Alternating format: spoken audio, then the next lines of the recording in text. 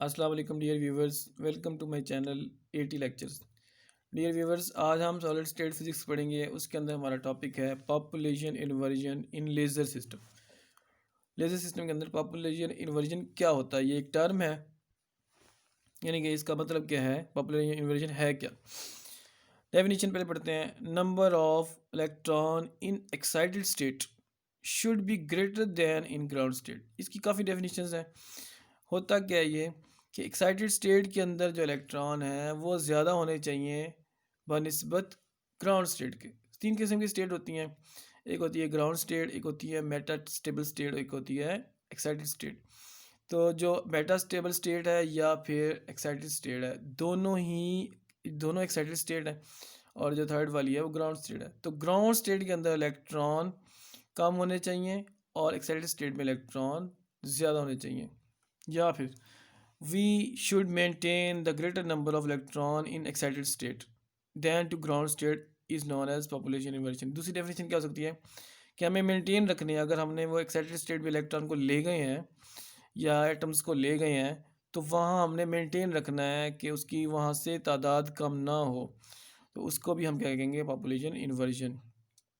In short भी हम क्या कहेंगे, शॉर्ट में हम कहेंगे maintaining more electrons in excited state than to ground state is known as population inversion. अब आपको समझ आ गई होगी कि एक्साइटेड स्टेट के अंदर इलेक्ट्रॉन को मेंटेन रखना है ग्राउंड स्टेट से के मुकाबले में, यानी ग्राउंड स्टेट में कम होने चाहिए, एक्साइटेड स्टेट में अगर ज़्यादा इलेक्ट्रॉन हो गए हैं तो फिर उसको मेंटेन रखना है, उसकी वहाँ से तादाद कम ना हो। इसे कहेंगे पॉपुलेशन इन्वर्जन। इसके ये एक्सप्लेनेशन पढ़ते हैं। एक्सप्लेनेशन में है there are two energy state in general, ground state और एक्साइटेड स्टेट। तो दो एनर्जी स्टेट होती है, एक ग्राउंड स्टेट होती है और दूसरी एक्साइटेड स्टेट होती है। Excited state, the number of electron in excited state are less than that of ground state. वैसे जनरल में अगर देखा जाए तो ग्राउंड स्टेट में इलेक्ट्रॉन ज़्यादा होते हैं और एक्साइटेड स्टेट में इलेक्ट्रॉन कम होते हैं। ये एक जनरल फार्मूला है, इससे होता है। ये देख लें, अगर ये एक्साइटेड स्टेट है, E2 है और ये E1 है, तो नंबर ऑफ इलेक्ट्रॉन N1 है यहाँ पे और नंबर ऑफ इलेक्ट्रॉन यहाँ पे N2 है। तो फिर हम इसको मैं रिप्रेजेंट कैसे करूँगा, N1 is greater than N2, number of electron greater than N2, N2 से N1 ज़्यादा है। ये जनरल आमतौर पे ऐसे होता है।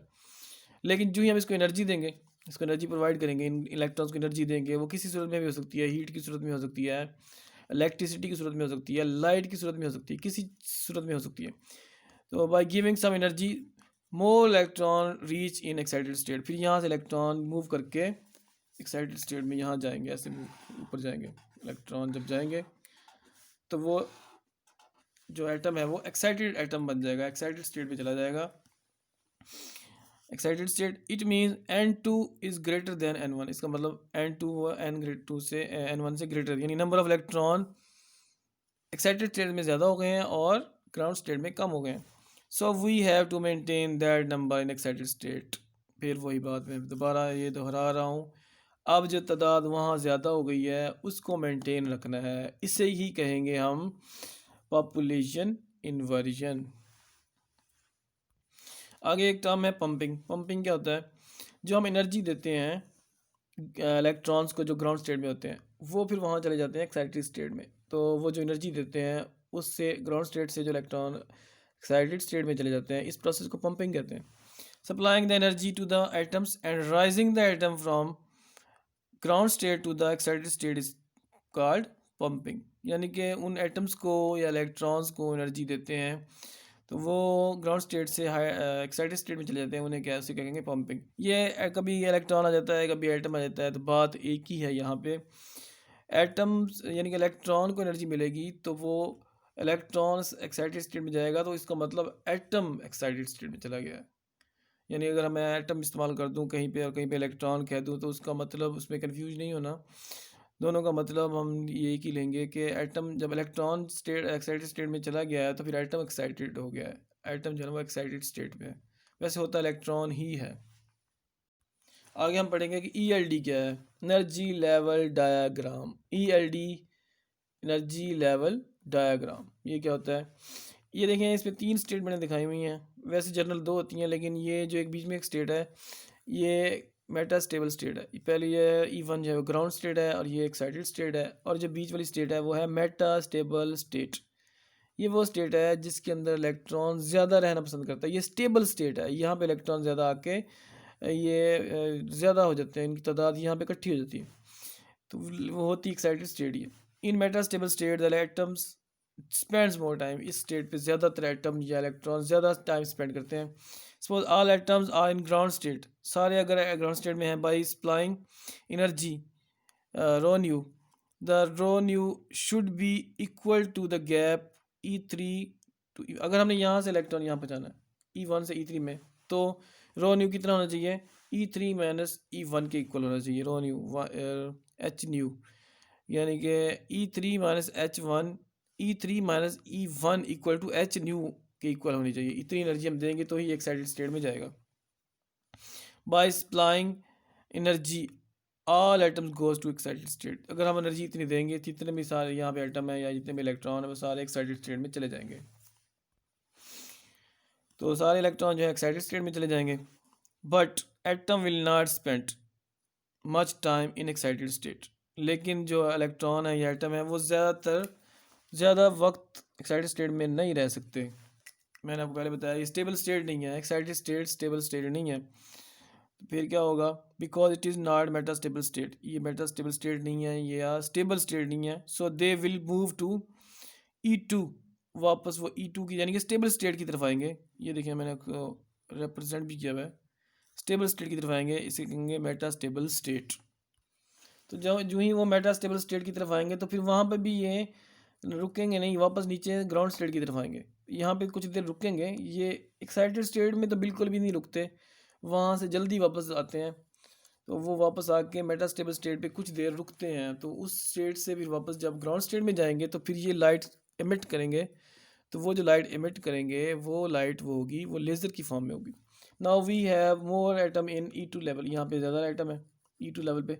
इन this situation number of atom in E2 greater than E1, E2 में नंबर ऑफ एटम्स या नंबर ऑफ इलेक्ट्रॉन ज़्यादा है E1 से।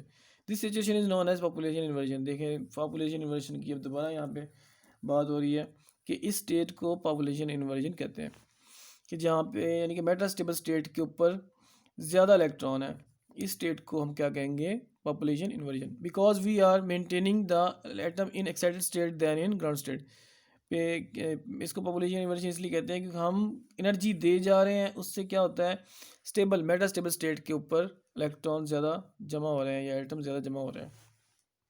First we have to require, इसका प्रोसेस बताएंगे सारा हम क्या है। पहले हम क्या करना है, सबसे we have to require pumping, पहले हम पंपिंग करेंगे। पंपिंग मीन गिविंग एनर्जी, किसी स्टेट में किसी भी फॉर्म में हो सकती है एनर्जी, इलेक्ट्रिसिटी हो सकती है, ये लाइट हो सकती है, हीट हो सकती है, कुछ भी हो सकती है, इसे पंपिंग कहेंगे।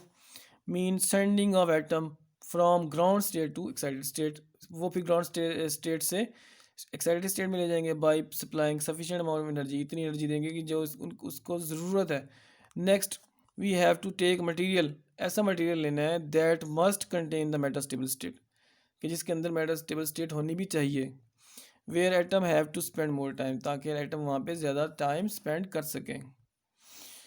नेक्स्ट उसके बाद हमने क्या करना है, बाय अचीविंग पॉपुलेशन इन्वर्जन, जब जो ही वो अपनी स्टेबल स्टेट में मेटा स्टेबल स्टेट में चले जाएँ, फिर उसे पॉपुलेशन इन्वर्जन कहते हैं। जब जो ही पॉपुलेशन इन्वर्जन हो जाए, we can easily supply energy, फिर हम दोबारा अब एनर्जी जो देंगे वो बिल्कुल आसानी से एनर्जी देंगे। तो अब एनर्जी देंगे, वहाँ से जो एमिशन अब होगी उस एमिशन को लेज़र एमिशन कहेंगे, वहाँ से लेज़र लाइट पैदा होगी। When atom goes back to ground state, जो ही वो ग्राउंड स्टेट में वापस आएंगे, लेज़र लाइट इज प्रोड्यूस, तो फिर लेज़र लाइट प्रोड्यूस होगी। तो ये बात क्लियर होगी तो लेज़र लाइट कैसे प्रोड्यूस होती है, कि पहले हम इसको एनर्जी देंगे ग्राउंड स्टेट वाले इलेक्ट्रॉन को, एटम्स को, तो ये एक्साइटेड स्टेट में चले जाएंगे, वहाँ पे ये ज़्यादातर रुकेंगे नहीं क्योंकि वो स्टेबल स्टेट नहीं है। वापस ये दरमियानी स्टेट E2 पे आ जाएंगे। E2 कौन सी है, मेटा स्टेबल स्टेट, यहाँ पे रुकेंगे तो फिर हम और एनर्जी देंगे, यहाँ से एनर्जी और जाएगी, तो फिर जो यहाँ से फिर फोटॉन पैदा होंगे, वो यानी कि लाइट पैदा होगी। जो ही ये वापस आएंगे इलेक्ट्रॉन तो एटम, तो फिर फोटॉन पैदा होंगे, तो वो जो लाइट पैदा होगी उस लाइट को हम लेज़र लाइट कहते हैं। तो आज की वीडियो में ये इतना ही है।